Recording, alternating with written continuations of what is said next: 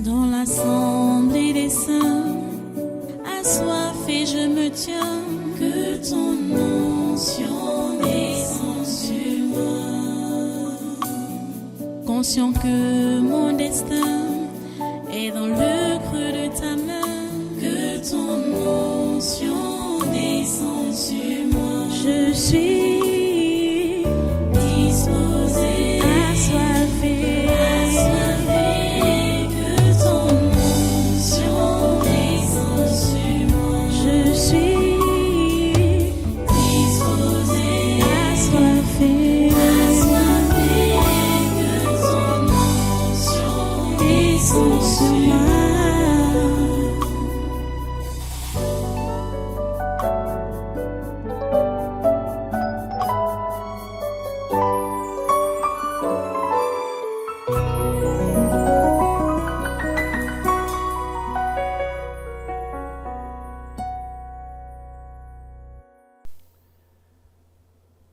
Alléluia. Voilà, tu ouvres dans ta Bible, tu prends avec moi dans Matthieu chapitre 10. Matthieu chapitre 10. Je vais vous lire un passage commun pour commencer ce séminaire de ce mois de janvier 2025. Notre thème n'a pas changé. C'est la délivrance des esprits familiers et de la sorcellerie. Et depuis, nous sommes en train de voir les pièges des esprits familiers. Pendant la veillée qui venait juste de se dérouler, on a compris que ces pièges peuvent aussi s'appeler les obstacles. Les obstacles. C'est comme ça qu'ils se sont appelés pendant la veillée, les obstacles. Et c'est clair. On ne peut pas mener une vie chrétienne sans avoir les obstacles. Moi, je suis en train de vous enseigner que ce sont les esprits familiers qui utilisent ces obstacles-là ou ces pièges-là pour essayer de vous attraper et vous ramener en arrière. Ok. Matthieu chapitre 10 donc, à partir du verset 17. Nous lisons. C'est Jésus qui avertit, qui enseigne ses disciples qui étaient là physiquement avec lui, et ça nous concerne aussi aujourd'hui. Ok. Et il dit, commençons même au verset, l'avertissement là commence même au verset 16. Matthieu 10, verset 16. Voici, je vous envoie comme des brebis au milieu des loups. Soyez donc prudents comme les serpents et simples comme les colombes. Mettez-vous en garde contre les hommes, car ils vous livreront aux tribunaux et ils vous battront de verges dans leurs synagogues. Vous serez menés, à cause de moi, devant des gouverneurs et devant des rois, pour servir de témoignage à eux et aux païens. Mais quand on vous livrera, ne vous inquiétez ni de la manière dont vous parlerez, ni de ce que vous direz. Ce que vous aurez à dire vous sera donné à l'heure même. Car ce n'est pas vous qui parlerez, c'est l'Esprit de votre Père qui parlera en vous. Verset 21. Le frère livrera son frère à la mort et le père son enfant. Les enfants se soulèveront contre leurs parents et les feront mourir. Vous serez haïs de tous à cause de mon nom, mais celui qui persévérera jusqu'à la fin sera sauvé. Arrêtons la lecture à ce niveau-là et prions le Seigneur.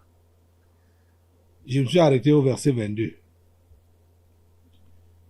Dieu Tout-Puissant, nous te remercions pour ta parole de ce moment. Nous prions que tu puisses la bénir et nous bénir pour la recevoir, la passer et repasser dans notre cœur pour l'appliquer quand nous serons face à ce que tu as prédit là, ce que tu as prévu. Seigneur, s'il te plaît, accomplis ta volonté dans nos vies en ce jour. Et pendant ce programme qui commence aujourd'hui et qui va se terminer dimanche, nous comptons sur ta grâce. Nous comptons sur ta présence. À chaque moment, chaque jour, accomplis, c'est ce que tu as prévu faire pendant ce programme. Que ta volonté seule s'accomplisse parmi nous comme au ciel. Ta volonté seule s'accomplisse parmi nous comme au ciel.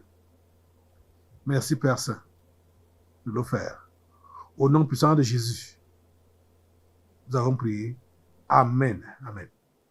Voilà, prenez place en cette présence et une fois de plus, soyez les bienvenus ici au Tabernacle de la Liberté et pour ce programme, au congrès des surnaturels de ce 2 janvier 2025. Jésus a été clair avec ses disciples, avec les croyants que nous sommes. Jésus a été clair. Si tu es croyant, si tu es chrétien, ou si tu veux devenir chrétien, tu dois comprendre ce qui t'attend. Tu dois savoir ce qui t'attend. Et tu dois te préparer par rapport à cela. C'est pourquoi Jésus a donné tous ces avertissements, tous ces enseignements. Vous comprenez?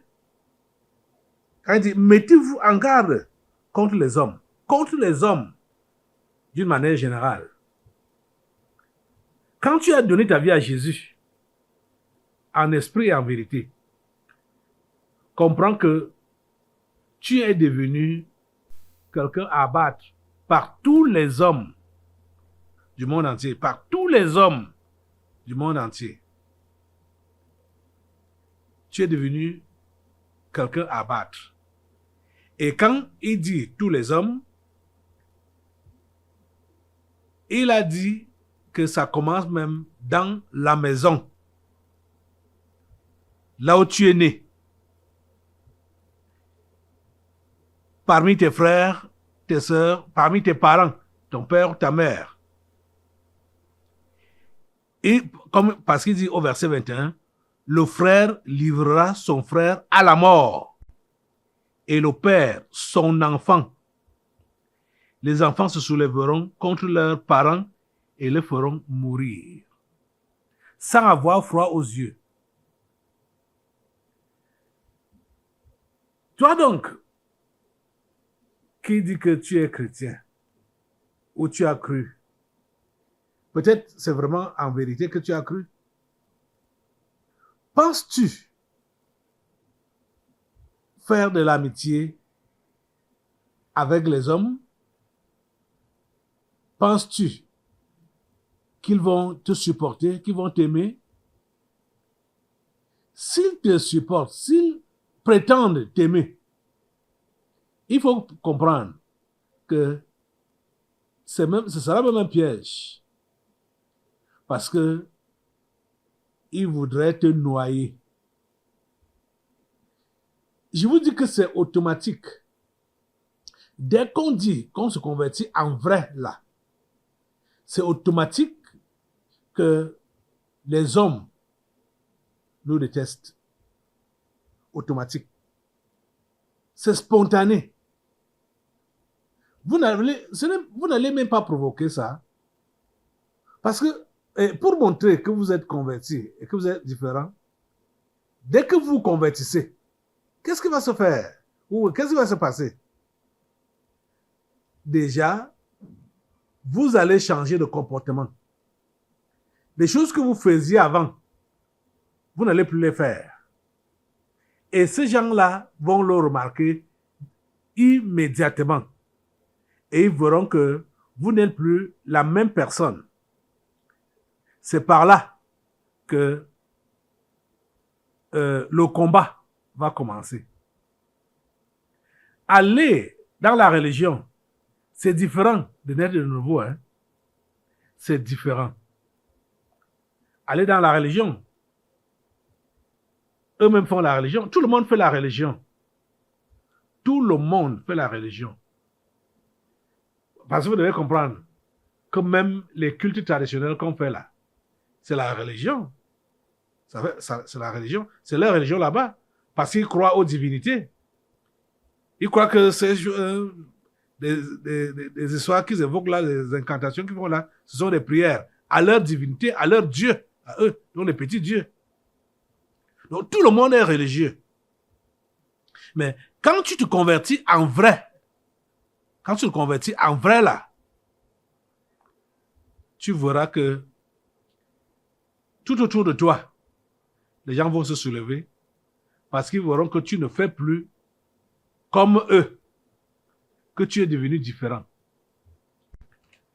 Parce que une vraie conversion t'exige de te séparer du monde et de ces choses. Oui. Une vraie conversion t'exige de te séparer du monde et de ces choses. Directement. Quand tu te convertis en vrai là, tu ne vas plus dans les fêtes avec eux et ils vont te demander, toi tu vas nous montrer quoi? Tu veux nous montrer quoi? Tu es plus saint que qui? Tu es plus croyant que qui? Ils vont commencer à te lancer ce genre de paroles. Et ils vont même ils pourraient même te violenter. Et ils vont le faire. Jésus a dit ici que le frère livrera son frère à la mort. Ton propre frère, il est prêt à te livrer à la mort. Il est prêt à te livrer à la mort. Qu'est-ce que je vais vous dire aujourd'hui? Je vais vous dire que vous devez arrêter avec la religion. C'est-à-dire, arrêter avec la religion. Votre conversion doit être authentique, sincère. Parce que si vous faites la religion, depuis que vous avez dit que vous avez cru, vous n'avez pas encore vu qui est l'opposant de Jésus dans votre maison. Mais dès que vous allez réellement vous distinguer, vous mettre à part pour Jésus, vous allez voir tous ceux-là qui ne sont pas de Jésus se soulever contre vous. Et voulant même vous éliminer. Voulant vous éliminer. Avec le nom de Dieu dans la bouche, hein? Parce qu'ils vont dire que c'est toi qui es devenu un démon. Et ils vont chercher à t'éliminer. Regardez, quand vous vous êtes converti, quand vous vous convertissez, oui. Si vous êtes resté lié ou attaché à ces gens-là, ils vont vous aborder pour vous dire, mais regardez, regarde,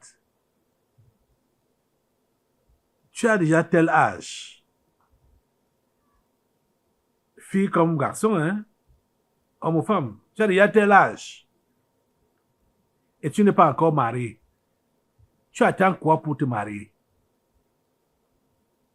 Ces soi-disant conseils venant des membres de vos familles pour vous encourager, soit au mariage, ou pour vous demander à chercher du travail ou à gagner de l'argent, c'est-à-dire vous proposant des choses de cette vie. Comprenez que ce sont des pièges. Ce sont des pièges. Parce qu'ils le font avec tout le sérieux possible. J'ai expérimenté ça directement.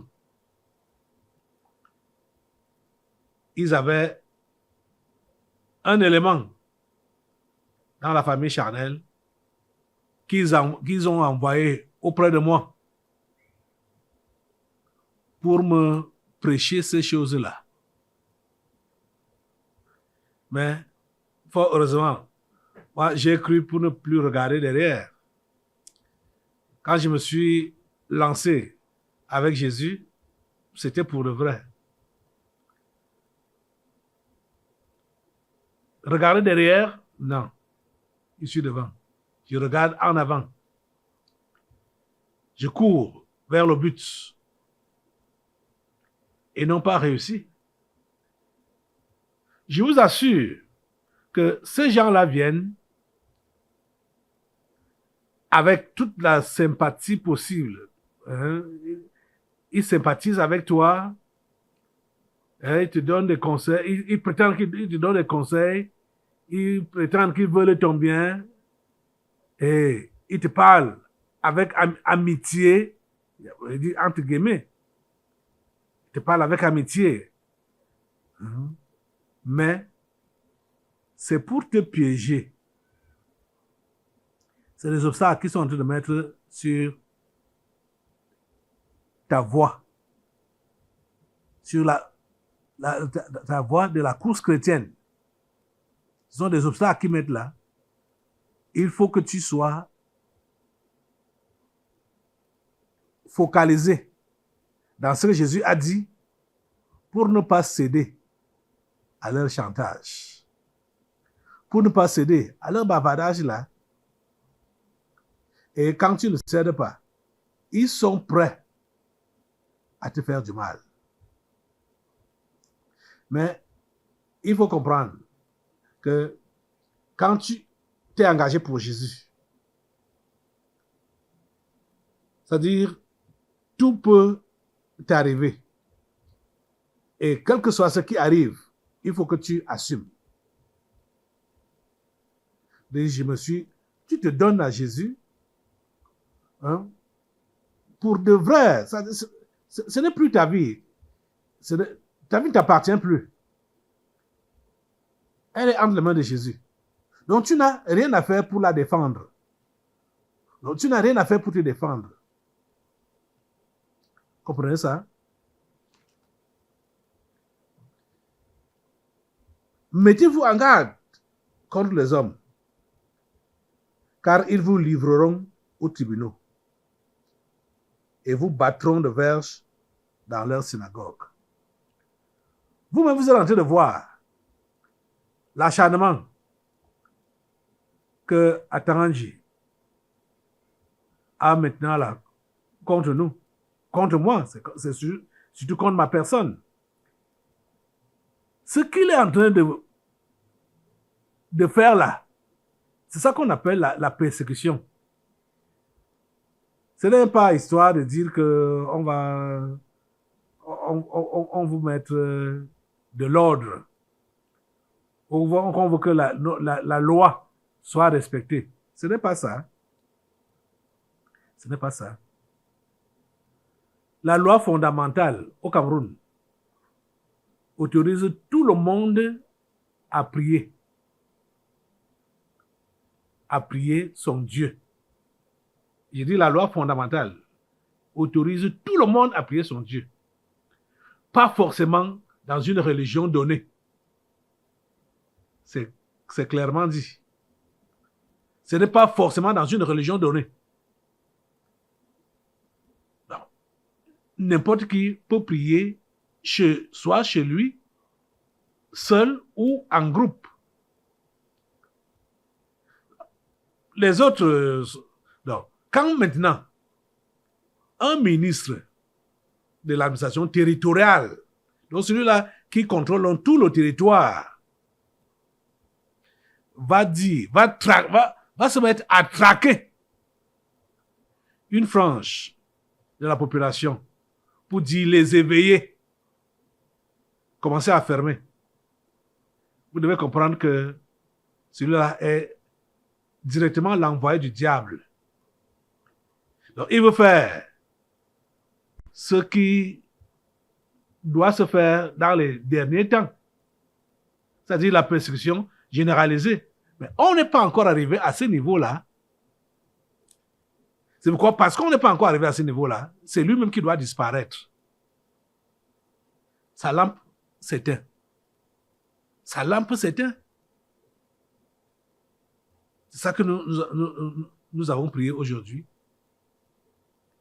Mais c'est des choses qui ont été prévues par Jésus. Qui a dit que mettez-vous en garde contre les hommes, car ils vous livreront aux tribunaux. Ils m'ont livré aux tribunaux combien de fois? La dernière fois, c'était quand il disait que je suis tribaliste. Et ça, c'est à Tarangi. Avec tous les autres là. Ils sont donc entendus. C'était le ministère public. Comme ils m'ont cherché un peu partout, même par personne interposée, ils m'ont pas vu, ils m'ont pas trouvé. Ils étaient obligés. Ils ont passé par... Ils voulaient même m'enlever, comme ça là, pour que je disparaisse, ni vu, ni connu. Mais ils m'envoient donc une convocation pour que je me présente au 7.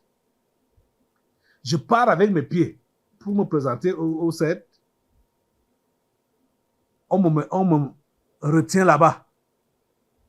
Ah! Pour quel motif? Outrage à l'ethnie ou à la tribu. Outrage. Oh Seigneur. Pour ce motif-là, ça mérite une garde à vue. Vraiment. J'ai vu les miracles. J'ai vu les miracles. Ces gens-là voulaient vraiment ma disparition. Et regardez que, comme si ça ne suffit pas. Malgré le fait donc que le procès, la procédure a continué son cours jusqu'au tribunal, j'ai eu gain de cause, ils ne sont pas fatigués. Attends, je n'ai pas fatigué. Ils rechargent ses batteries pour toujours se mettre à ma poursuite pour 2025. Parce que quand il parle d'église réveillée, il s'agit du tabernacle de la liberté. Je vous ai montré ici l'autre jour la liste des églises. Les églises qu'on appelle des réveils là sont nombreuses qui ont le décret présidentiel. Mais lui, quand il a parlé, il dit que voilà, pour qu'une église soit autorisée, c'est le président de la République qui doit autoriser. Donc, et directement il dit, pour les églises de réveil là, commencez à fermer vos portes. Ah. Et donc, vous voyez, comment lui il a su que les églises de réveil n'ont pas d'autorisation présidentielle? Comment il a su ça? Pourtant, les églises de réveil ont des autorisations présidentielles. C'est nous qu'il était en train de viser. Quand il nous dit même de commencer à fermer, alors qu'il nous a fermé, ils ont soudé, ce n'est même pas seulement scellé, hein. Ils ont soudé nos portes. Comme les portes de notre église étaient en fer, sont en fer. Ils sont soudés. Ils ont mis les chaînes qu'ils ont soudées et des cadenas qu'ils ont soudés. Ce n'est même pas qu'il faut ouvrir. Le jour qu'on va ouvrir ça, il faut seulement appeler un soudeur qui vient scier ça. Vous voyez? Donc, pour nous montrer, les amis, quand je suis en train de vous enseigner maintenant là, c'est pour vous dire que ce que Jésus-Christ a eu à dire là, on est même en train de voir ça à une petite échelle. Si vous ne supportez pas la petite échelle, est-ce que vous serez capable de supporter la grande échelle? Hein? C'est pourquoi chacun d'entre vous doit réellement revoir son engagement vis-à-vis de Christ. Si je n'avais pas cru en Christ, et si je n'étais pas son serviteur en vrai là, c'est que j'ai déjà fermé ma bouche depuis. C'est que j'ai déjà démissionné depuis. Vous voyez ça? C'est depuis que je devais démissionner ou fermer ma bouche et commencer à bavarder inutilement comme les autres qui prétendent qu'ils prêchent. Mais je sais en qui j'ai cru. Et je sais qu'il a prévu que c'est comme ça que ça va se passer. Donc, vous autres, vous devez savoir en qui vous avez cru et savoir ce qui va vous arriver quand vous persistez dans votre foi. Comprenez? La persécution est là. Et cette persécution commence dans ta maison. Si tu n'arrives pas à supporter la persécution sur une petite échelle, comprends que dès que le grand frère va arriver, tu vas seulement succomber. Jésus nous a encouragés en disant au verset 22 du texte qu'on a lu, que vous serez haïs de tous à cause de mon nom. Ne pense pas que les gens vont t'aimer. Il dit, vous serez haïs de tous à cause de mon nom. Si tu prononces réellement le nom de Jésus, en vérité là, tu seras haï de tout le monde. Mais cela ne doit pas te déranger. Ça ne doit pas être un souci pour toi. Puisqu'il continue dans ce verset 22, la deuxième partie. Mais celui qui persévérera jusqu'à la fin sera sauvé. Donc, malgré tout ce que tu pourras vivre comme combat, comme persécution, comme rejet, comme haine, il faut persévérer jusqu'à la fin. C'est la fin qui nous dira tout. C'est à la fin que tu seras sauvé. Tu comprends, non? Donc, commence à la petite échelle. Ton engagement doit être sincère, authentique, vrai. Et quand les menaces vont commencer au sein de ta famille, là, de ta maison, tiens bon, tiens ferme. Ne cède pas, même une seconde, ne cède pas. Et attends-toi à ce qu'ils puissent faire, ils puissent placer devant toi tous les pièges possibles. Sois seulement prêt pour éviter cela. Sachant en qui tu as cru. Et pourquoi as-tu cru? Tu as cru pour la vie éternelle, pas pour la vie sur cette terre. Quand ils vont donc te faire partie de cette terre, s'il arrivait que ce soit ainsi, mais toi, tu es accroché à ton Jésus, ils t'auront même aidé à vite rejoindre ton Jésus. S'il arrivait que il te tue. Mais, comprends une chose, le Seigneur veut que nous puissions rester concentrés sur lui, continuant à parler de lui, à prêcher en son nom, à parler de lui, sans regarder ce que les gens nous font. Le combat n'est pas contre nous en tant que nous, individus, c'est contre Dieu, en fait, qu'ils sont en train de combattre.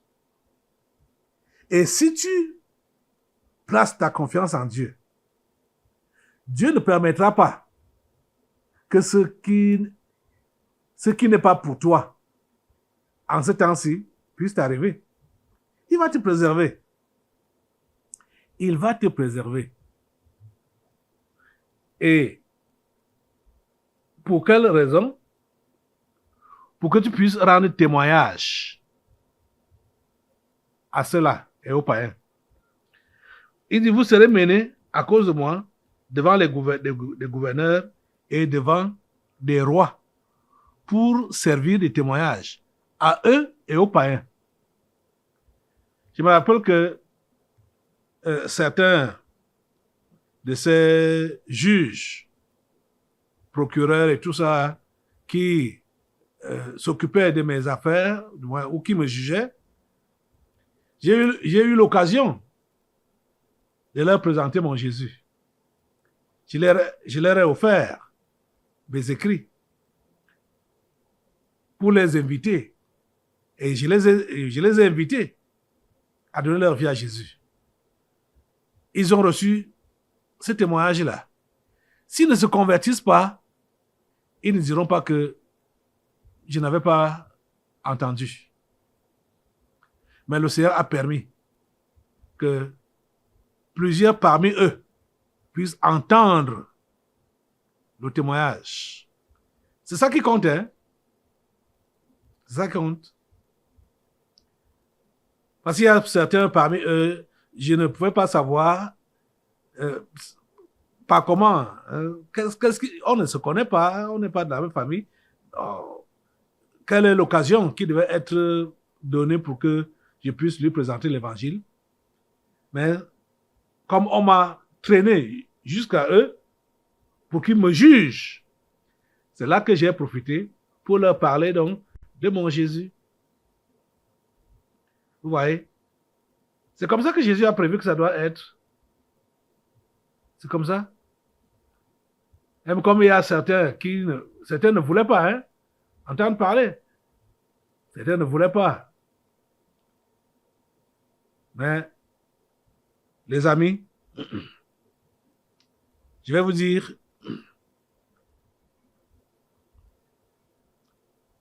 quand vous avez cru, attendez-vous à la guerre. Ce n'est pas vous qui entamez ça, mais elle sera entamée contre vous. Et quand ils changeront même de méthode, donc pour vous flatter, pour essayer de prétendre vous conseiller, tout ça là, ce sera des pièges. Même dans ces pièges-là, ne tombez pas là-dedans.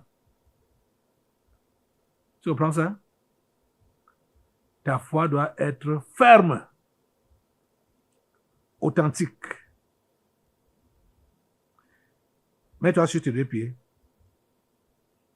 pour prier le Seigneur. N'aie pas peur de quoi que ce soit. N'aie pas peur de souffrir pour Jésus. N'aie pas peur d'être persécuté. N'aie pas peur d'être rejeté. Ne tombe pas devant les flatteries. Ne tombe pas devant les menaces. Quelle que soit la façon qu'ils utilisent ou qu'ils vont utiliser